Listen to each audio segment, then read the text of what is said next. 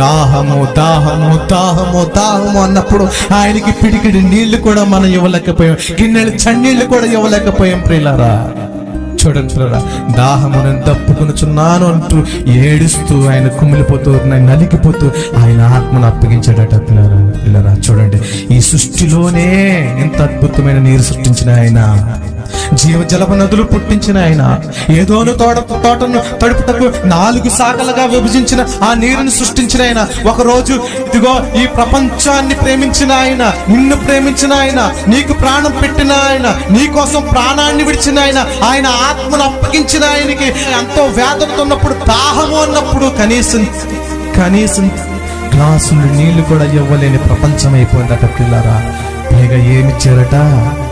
చేదు చిరకాన్ని ఇచ్చారట. పిల్లరా ప్రేమకు బదులుగా ఏమిస్తున్నారు? పగనిస్తున్నారు. పిల్లరా ప్రేమకు బదులుగా ఏమి ఇస్తున్నారు? ద్వేషాన్ని ఇస్తున్నారు. ఇదా కోరుకుంది దేవుడు? ఏం కోరుకున్నాడైనా? దేవుడు లోకముని ఎంతో ప్రేమించాడంట. ఎంత ప్రేమించాడంటే ఆ కొలస్సీల పత్రికలు రాస్తాడు ఆ 1వ అధ్యాయంలో, ఇదిగో తన ప్రియకుమారుని రిక్తునిగా మరణించడానికి మీకోసం బలియాగంగా అర్పించేశాడు. ఏ కొడుకు ప్రజల కోసం అర్పిస్తాడు?